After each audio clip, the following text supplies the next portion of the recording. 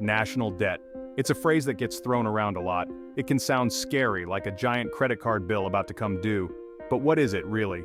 And why should you, the average citizen, care about it? Simply put, national debt is the total amount of money a country owes to its creditors. These creditors can be individuals, businesses, even other countries. They've all lent money to the government, and the government has promised to pay them back, usually with interest. Think of it like a mortgage. When a government borrows money, it's like taking out a loan to buy a house. Just like a homeowner, the government has to make payments on that loan, paying back both the principal and the interest. So why should you care? Because this debt, this promise to pay, has a real impact on all of our lives. It affects everything from the interest rates we pay on our own loans to the government's ability to fund essential services like education and healthcare.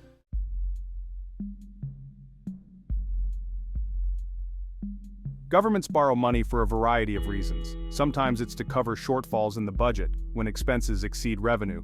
Other times, it's to invest in infrastructure projects like roads and bridges, or to stimulate a sluggish economy. Whatever the reason, borrowing allows governments to spend more than they take in through taxes. This can be beneficial in the short term, but it also means pushing some of the costs onto the future. And here's where things get tricky. Unlike your personal debt, which you are legally obligated to repay, national debt operates in a slightly different realm. Governments have the power to print more money, renegotiate debt terms, or even, in extreme cases, default on their obligations. This doesn't mean governments can borrow recklessly without consequences. High levels of debt can lead to higher interest rates, making it more expensive for everyone to borrow money. It can also erode investor confidence, leading to economic instability. Understanding how national debt works is crucial for making informed decisions about our economic future.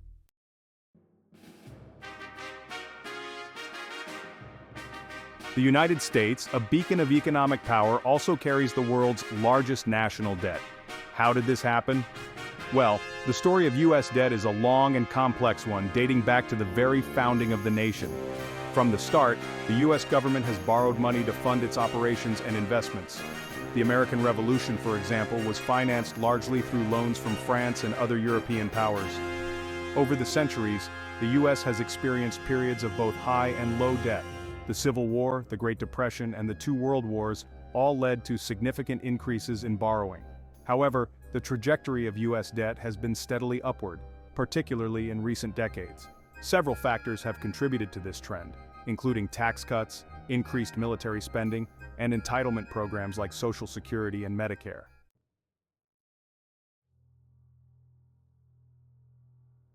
Wars and economic downturns have historically been major drivers of U.S. debt. During times of war, governments ramp up spending on military personnel, equipment, and operations. This often leads to significant budget deficits, requiring the government to borrow heavily. Similarly, recessions often lead to increased government spending and decreased revenue. As the economy slows, tax receipts decline, while demand for social safety net programs, like unemployment insurance, tends to rise. This combination puts further strain on the budget, necessitating additional borrowing.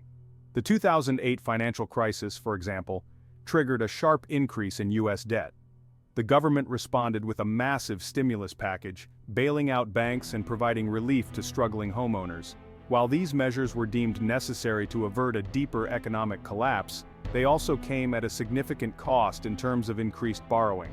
The COVID-19 pandemic, more recently, has had a similar impact. Lockdowns and business closures led to a steep drop in economic activity, prompting governments worldwide, including the U.S., to implement large-scale stimulus measures. These measures, while providing much-needed relief, have further added to already high debt levels.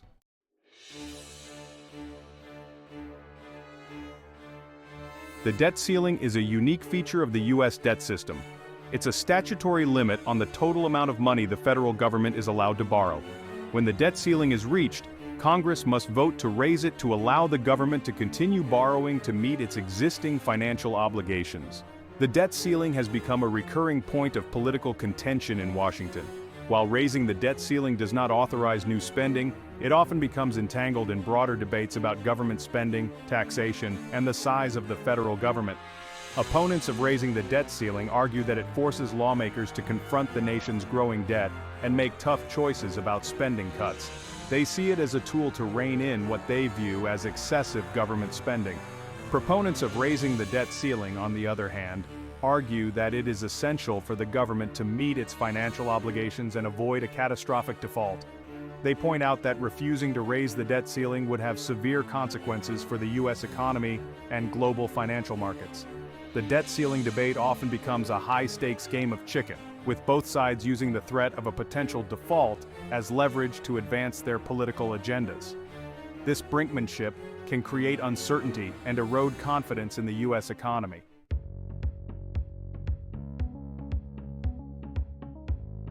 The United States might be the world champion of national debt in absolute terms, but it's not alone in its borrowing habits. Countries around the world grapple with similar challenges of balancing budgets, funding essential services, and managing their debt loads. Looking at global borrowing trends reveals a diverse landscape. Some countries, like Japan, have maintained high debt-to-GDP ratios for decades without experiencing major economic crises. Others, like China, have seen their debt levels rise rapidly in recent years, raising concerns about sustainability. Understanding the different approaches countries take to managing their national debt can offer valuable insights. It highlights the complex interplay of economic, political, and social factors that shape government borrowing decisions. Moreover, it underscores the fact that there is no one-size-fits-all solution to the debt dilemma. Comparing the experiences of countries like Japan, China, and the UK provides a broader context for understanding national debt. It sheds light on the various factors that contribute to debt accumulation, the potential consequences of high debt levels, and the different strategies governments employ to manage their debt burdens.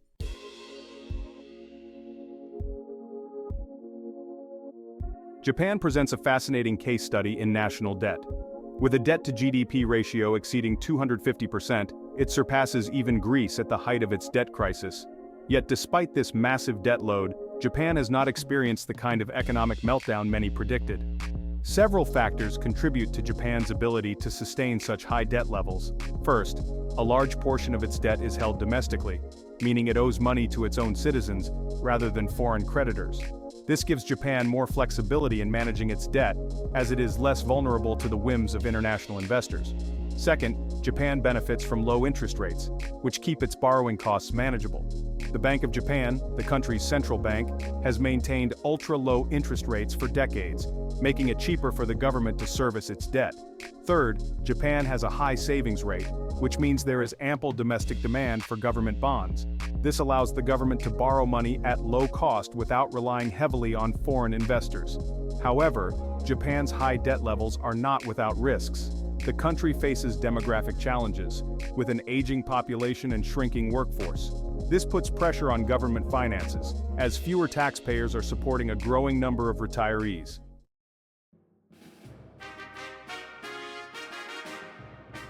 Section 3. China and the UK. Different paths, similar concerns. China and the UK represent two contrasting examples of debt accumulation. China's debt has surged in recent decades, fueled by rapid economic growth and massive infrastructure spending.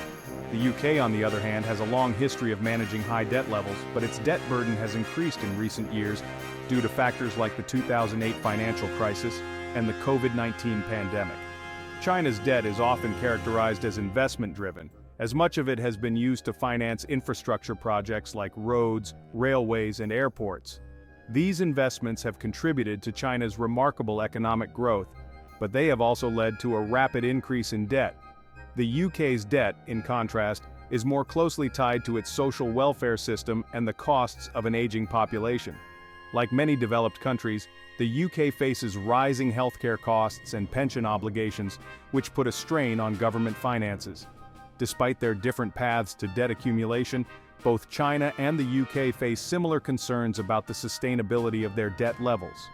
High debt can lead to higher interest rates, crowding out private investment and hindering economic growth. It can also limit the government's ability to respond to future economic shocks.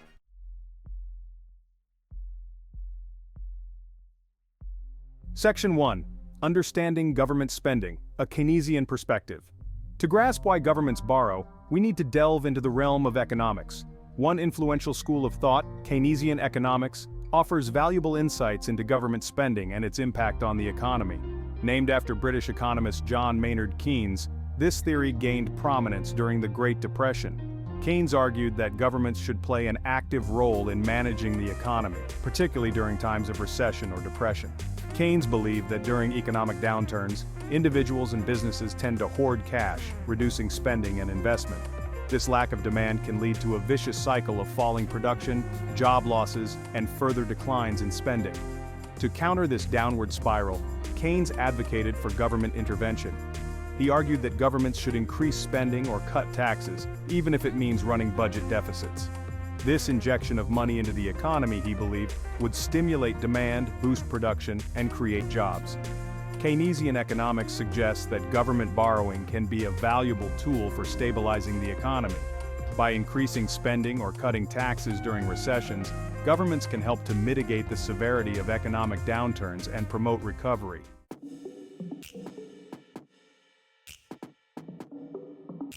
Section 2.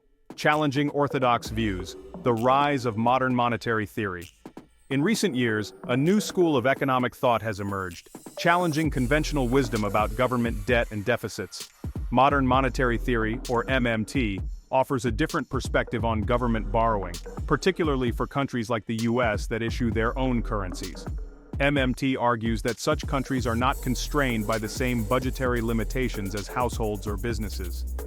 Unlike these entities which must earn or borrow money before they can spend, governments that control their own currencies can create money simply by crediting bank accounts. According to MMT, the real constraint on government spending is not the availability of money, but rather the availability of real resources such as labor, capital, and natural resources. If the government spends too much money without a corresponding increase in the supply of these resources, it can lead to inflation. MMT proponents argue that governments should focus on achieving full employment and price stability rather than obsessing over budget deficits. They suggest that governments can use their spending power to address social problems, such as unemployment, poverty, and climate change. MMT remains a controversial theory, with critics arguing that it could lead to runaway inflation and undermine confidence in the currency. However, it has gained traction in recent years, particularly among some policymakers and economists.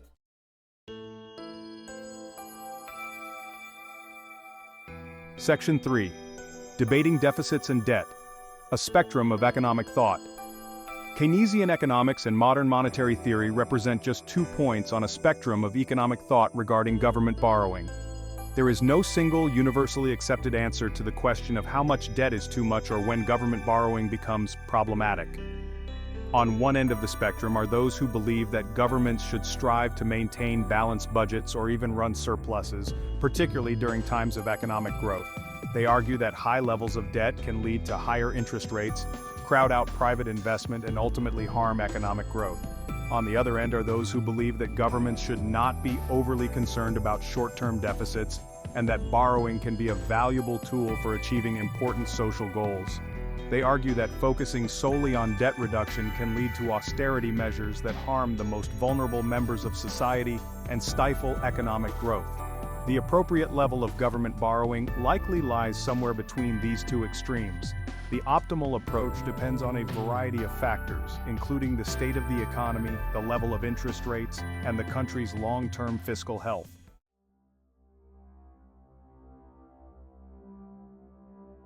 Section 4. The Limits of Borrowing: Real Constraints in a Complex World. While governments may have more flexibility in borrowing than individuals or businesses, they are not immune to the laws of economics. There are real constraints on government borrowing, even for countries that issue their own currencies. One major constraint is inflation. As mentioned earlier, if the government spends too much money without a corresponding increase in the supply of goods and services, it can lead to a rise in prices. This inflation can erode the purchasing power of consumers and businesses, ultimately harming the economy. Another constraint is the willingness of lenders to continue lending to the government. If lenders lose confidence in the government's ability or willingness to repay its debts, they may demand higher interest rates or even refuse to lend altogether. This could lead to a sovereign debt crisis, as seen in countries like Greece and Argentina. Political factors also play a role in constraining government borrowing. Elected officials may be reluctant to raise taxes or cut spending, even when it is economically necessary, due to concerns about losing voter support. This can lead to unsustainable fiscal policies and contribute to rising debt levels. Ultimately, government borrowing is a complex issue with no easy answers. Finding the right balance between utilizing borrowing to achieve important social goals and maintaining fiscal sustainability requires careful consideration of a wide range of economic, political, and social factors.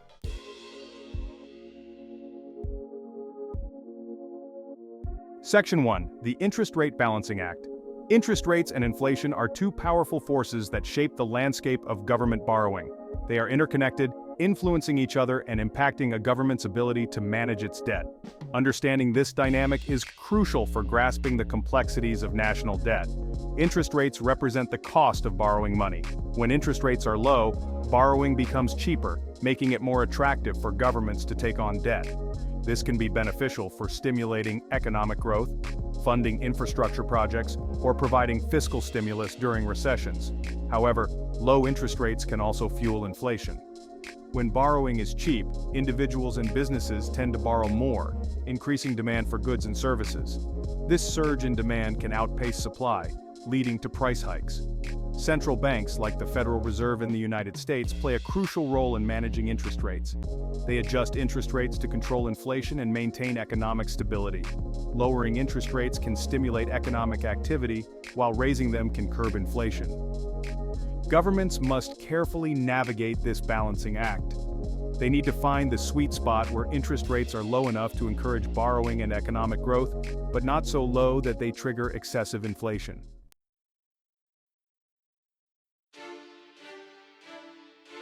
Inflation, the rate at which prices for goods and services rise over time, can have a significant impact on government debt. On the one hand, moderate inflation can make it easier for governments to manage their debt burdens. When prices rise, the value of money decreases. This means that the real value of existing debt also decreases. In other words, inflation can erode the value of debt over time, making it easier for governments to repay their obligations with cheaper money. However, high or uncontrolled inflation can have the opposite effect. Rapidly rising prices can lead to economic instability, eroding purchasing power, discouraging investment, and hindering economic growth. This can make it more difficult for governments to collect tax revenue and manage their debt. Moreover, high inflation can lead to higher interest rates. Lenders, anticipating rising prices, may demand higher interest rates to compensate for the eroding value of their loans. This can make it more expensive for governments to borrow money, further exacerbating debt problems. Governments must strive to maintain a delicate balance, keeping inflation at a moderate level to manage debt burdens without jeopardizing economic stability.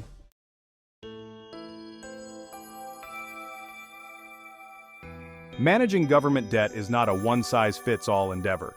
The optimal approach varies depending on a country's specific economic circumstances, its political system, and its long-term policy goals. It requires careful consideration of a complex web of factors. One crucial factor is the level of economic growth. When an economy is growing, tax revenues tend to increase, making it easier for governments to service their debt. Conversely, during economic downturns, tax revenues decline, potentially leading to higher deficits and increased borrowing. Another factor is the maturity profile of a country's debt. Short-term debt, which needs to be repaid quickly, can pose greater risks, especially if interest rates rise unexpectedly. Long-term debt, on the other hand, provides more breathing room, but may come with higher interest rates. The composition of debt, whether it's held domestically or by foreign investors, also matters. Domestic debt can be easier to manage, as governments have more flexibility in dealing with their own citizens. Foreign debt, however, can be more sensitive to global economic conditions and investor sentiment. Ultimately, successful debt management requires a delicate dance between stimulating economic growth, controlling inflation, managing interest rates, and maintaining the confidence of lenders. It's a continuous balancing act with no easy answers.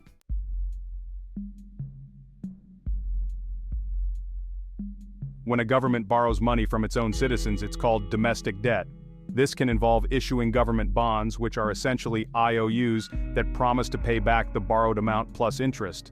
Individuals, businesses, and even pension funds can purchase these bonds, effectively lending money to the government. Domestic debt can be seen as a way of circulating money within an economy. The government borrows from its citizens, using the funds for various purposes, and then repays the debt with interest, putting money back into the hands of its people. One advantage of domestic debt is that it can be less risky for governments. Unlike foreign debt, which can be subject to currency fluctuations and the whims of international investors, domestic debt is denominated in the country's own currency. This gives the government more control over its debt management. Furthermore, domestic debt can foster a sense of shared responsibility for a country's finances. When citizens hold government bonds, they have a direct stake in the government's fiscal health. This can lead to greater public scrutiny of government spending and borrowing decisions. However, excessive reliance on domestic debt can have drawbacks. If the government borrows too much from its own citizens, it can crowd out private investment. This is because government bonds can offer a relatively safe and stable return, potentially diverting funds away from riskier but potentially more productive private investments.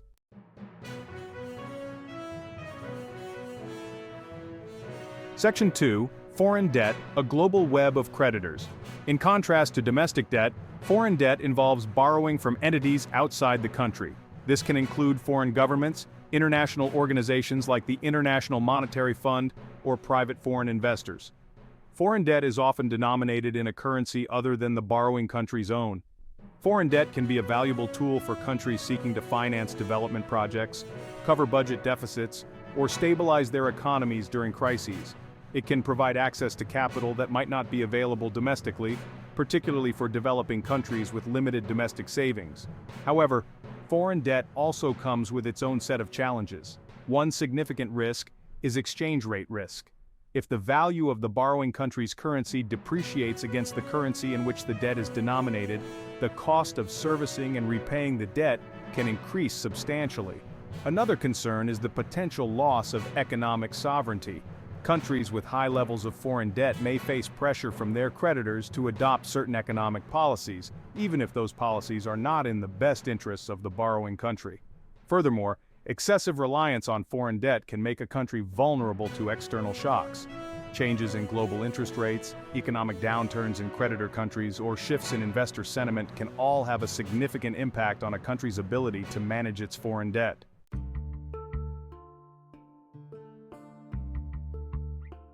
Section 3. Balancing the scales. The interplay of domestic and foreign debt. Most countries utilize a combination of domestic and foreign debt to meet their financing needs. The optimal balance between the two depends on a variety of factors, including the size and sophistication of a country's domestic financial markets, its creditworthiness in international markets, and its overall economic strategy. Countries with well-developed domestic financial markets and strong credit ratings may have more flexibility in relying on domestic debt. They can tap into a larger pool of domestic savings and issue debt in their own currency, reducing exchange rate risk. On the other hand, countries with less developed financial markets or lower credit ratings may find it more challenging or expensive to borrow domestically. They may turn to foreign debt as a way to access capital and finance their development goals. The key is to strike a sustainable balance. Excessive reliance on either domestic or foreign debt can create vulnerabilities and limit a country's economic policy options. Governments must carefully manage their debt portfolios, considering factors like maturity profiles, interest rates, and currency denominations, to mitigate risks and ensure long-term fiscal sustainability. This requires a nuanced understanding of the interplay between domestic and foreign debt and their respective impacts on a country's economic health.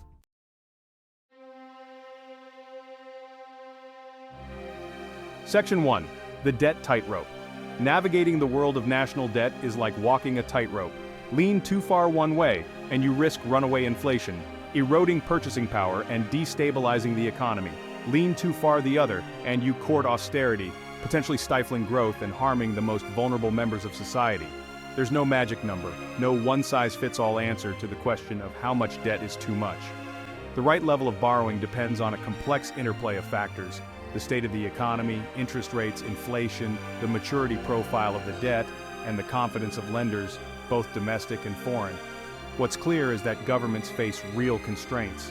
While they might have more leeway than individuals or businesses, they can't simply borrow indefinitely without consequences.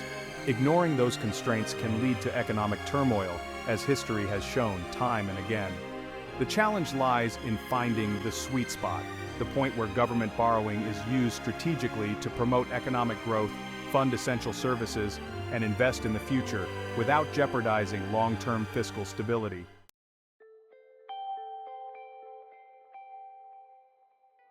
Section 2. The path forward: responsible borrowing for a stronger future. So, where do we go from here? How can governments navigate this complex landscape and ensure responsible borrowing practices that benefit current and future generations? First and foremost, transparency is key.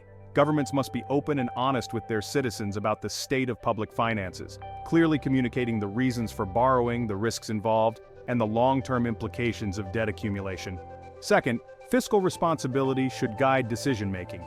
Borrowing should be done strategically, not recklessly, prioritizing investments that promote sustainable economic growth, enhance productivity, and improve the well-being of citizens. Third, a long-term perspective is essential. Governments should avoid short-term thinking that prioritizes immediate gratification over long-term sustainability. This means considering the intergenerational implications of debt, ensuring that future generations are not saddled with an unmanageable burden. Finally, a commitment to sound economic policies is crucial. This includes maintaining fiscal discipline, controlling inflation, fostering a stable and predictable investment climate, and promoting economic growth that benefits all members of society. National debt is not inherently good or bad. It's a tool, and like any tool, it can be used wisely or unwisely. The key is to use it responsibly, with an eye towards building a stronger, more prosperous future for all.